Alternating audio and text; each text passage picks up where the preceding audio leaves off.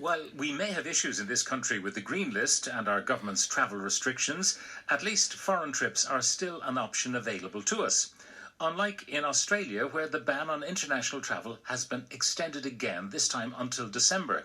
Alan Joyce, an Irishman who's CEO of Qantas, is on the line. Alan, good morning and welcome. Good morning, Pat. Good to talk to you again.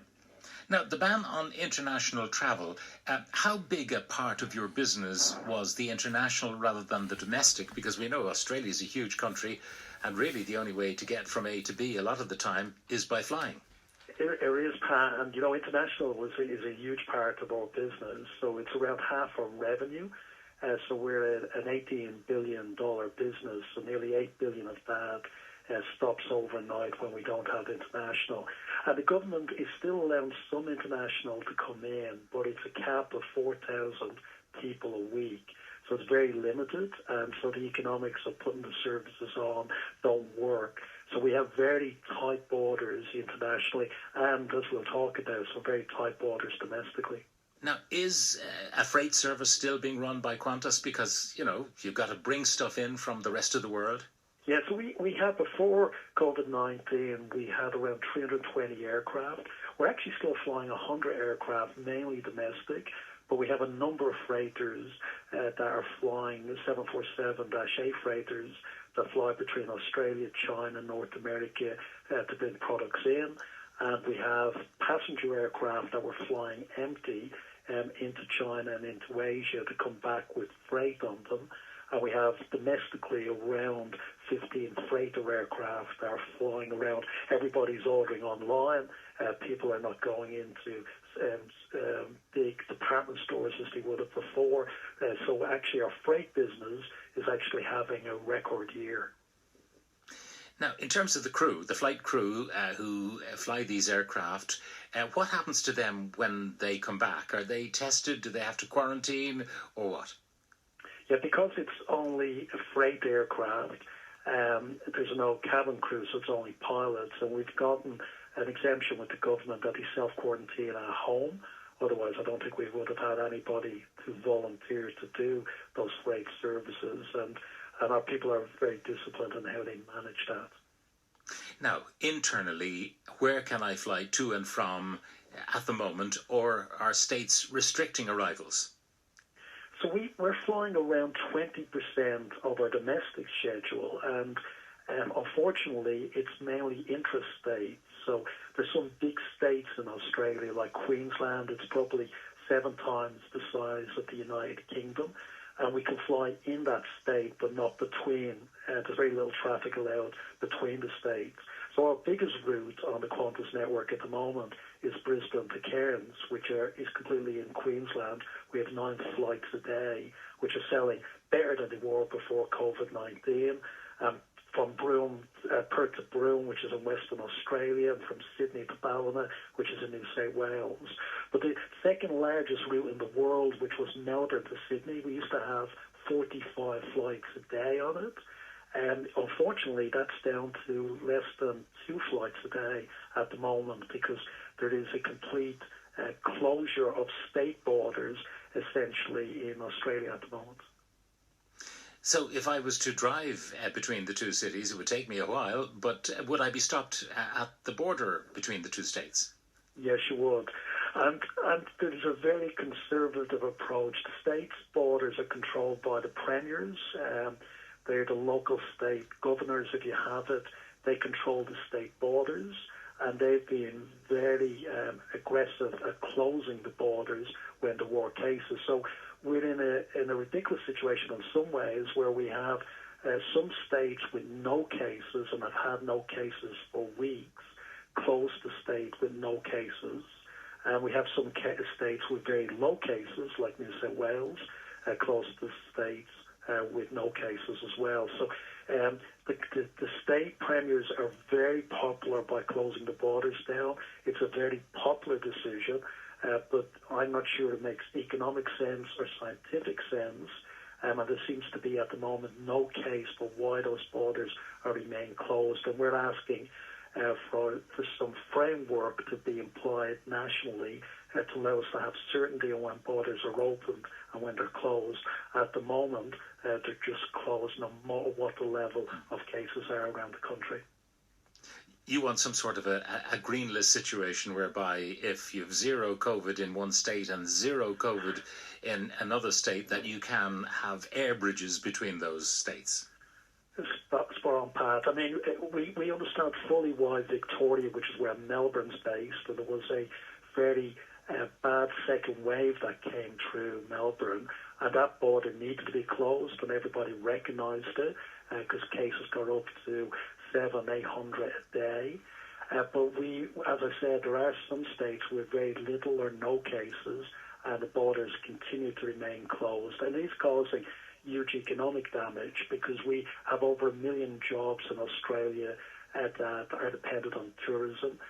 We have some parts of the country where 1 in 3 jobs are tourism related, and at the moment the federal government is supporting those jobs by underwriting some payments to those people, but we know that can't continue indefinitely, and we know the ecosystem of these small tourism-related companies, the hospitality companies, will disappear if we don't open up the borders and get the tourism industry to start going again. It has to be under the right criteria, like your green list, but at the moment there is no criteria in Australia.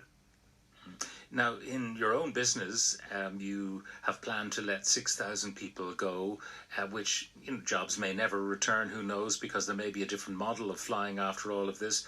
And then 20,000 workers temporarily stood down. So there's a lot at stake for you. There is. I mean, we have, before COVID-19, we had 30,000 people, over 320 aircraft working for Qantas. As I said, there's 100 aircraft flying at the moment, so there's still a substantial operation, but they're just smaller aircraft.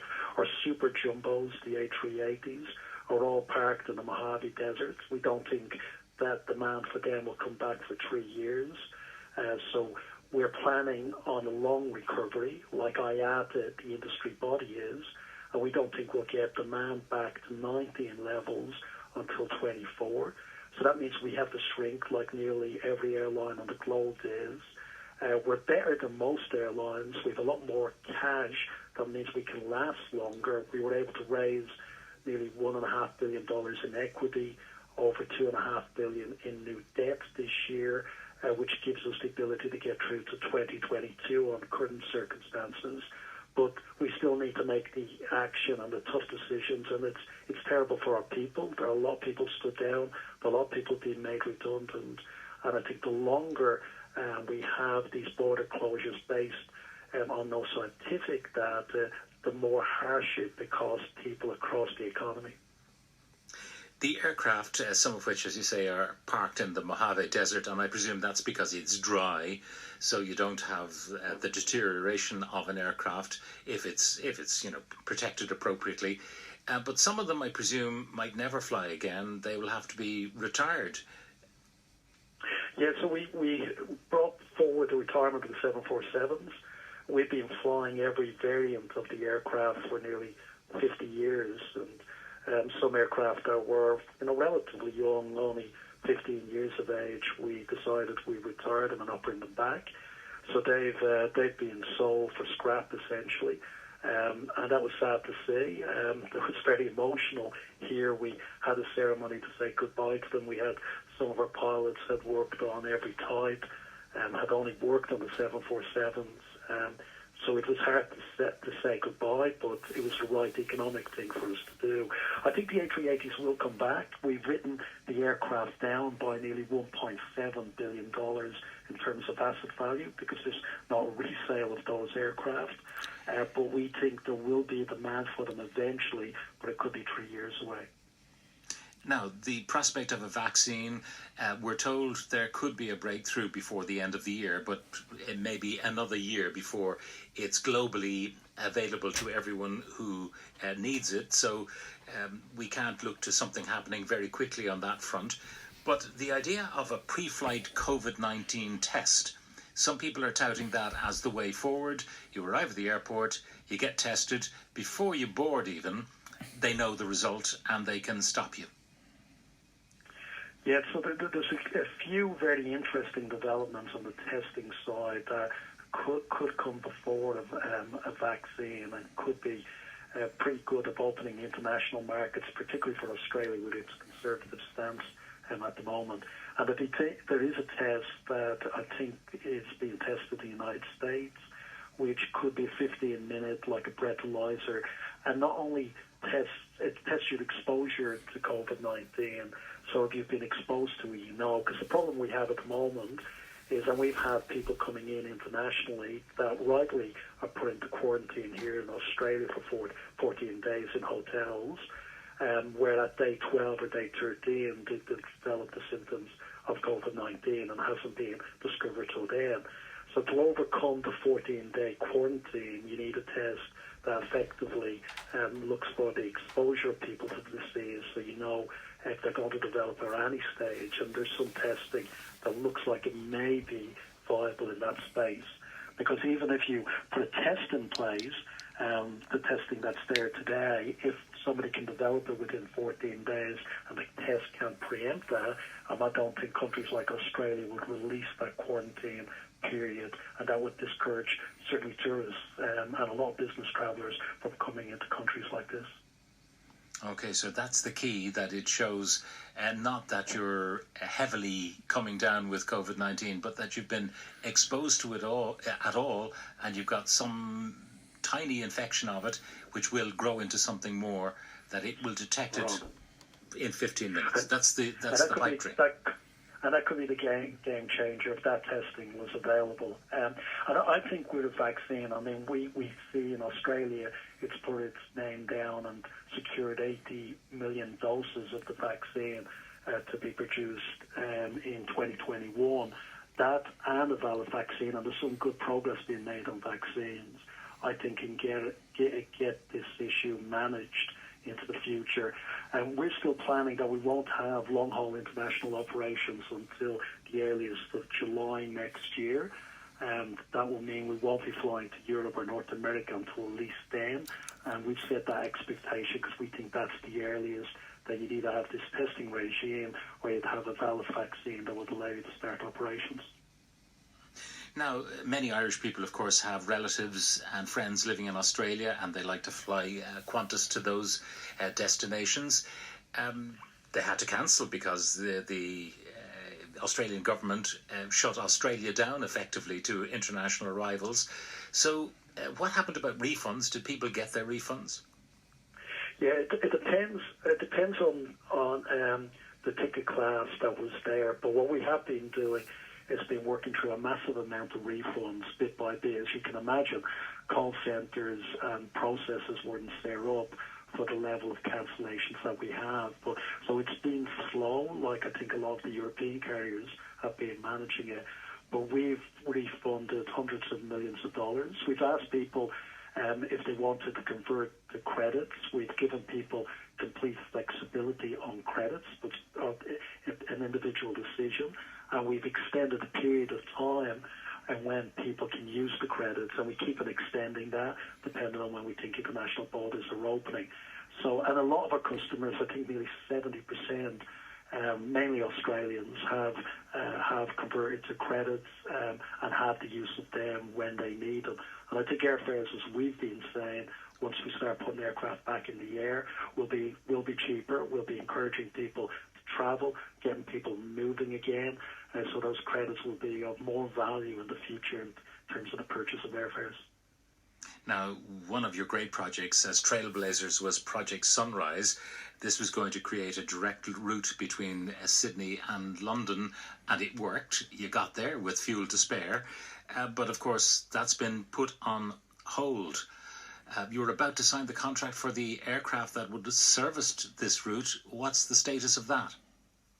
Yeah, we were literally weeks away from signing the aircraft order. We had the aircraft deal done. We had to deal with our pilots because we needed a change to our pilot agreement to allow us to fly 90 and 20 hours in the air, which we did. We had a massive support in the pilots' vote for that agreement. So everything was lined up. But of course, with COVID-19 happening, we thought it wasn't prudent to be ordering more aircraft in this environment. So we still have the aircraft options with Airbus. There's the A350, The aircraft is still available. Nobody else is ordering aircraft at the moment. So we will, once we've gotten through this, we know that borders are reopening.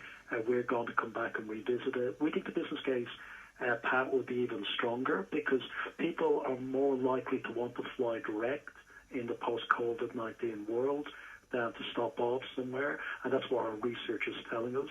Perth-London, before this, was the top route on our network. It was the most profitable route. It had the highest seat factor. It was the route that was performing best in customer service ratings. So we think the ability to fly direct from Europe into Sydney or into Melbourne, the business case will work even better in the world post-COVID-19. Yeah, and I presume the price of new aircraft will be right because the manufacturers will want to move on their inventory and get cracking manufacturing again. So it could be good news. The other quest for good news in talking to you, Alan, is I'm just wondering what the numbers are like for the seasonal flu, because you're coming out of your winter as we enter ours. And we're wondering whether all the hand washing and social distancing and hand sanitization and all the rest of it and lockdowns have kept the flu at bay in Australia. Yes, it has, Pat. I mean, the amount of cases of the flu here and deaths from the flu and infections of the flu are dramatically down. So I think that's one positive of people having all of those measures in place, and hopefully that will be a change that we'll keep on going past this. But I do have to say, Pat, the winters in Australia are more like a bad summer's day in Ireland. I've been following the temperatures in Dublin, and I think Sydney, all the way through its winter, was just ahead of Dublin all the way through it. So I don't think you can call them winters here. Or not, you wouldn't call them a winter. We were lucky with 24 degrees in Dublin yesterday, overcast. Today is a clear blue sky day, so it'll probably be a bit chillier as we head for mid-September. But Alan, I haven't been to Australia yet. I had been planning to go, and then this damned COVID thing came along, so I've had to defer my trip. But I'm looking forward to it when we're all allowed to fly and we're all vaccinated up to our eyeballs. Well, yeah, you'll have to catch up and come in and see us here in Mascot in Sydney. We'd be very pleased to welcome you here, Pat. And we look forward, hopefully, to getting you on at least our London-Perth service, and maybe, if it's a few years' time, we can get you on the service directly into Sydney. That'd be wonderful. Absolutely wonderful. Alan Joyce, CEO of Qantas, thank you very much for joining us on the programme today. Thanks, Pat. It's always a pleasure speaking to you.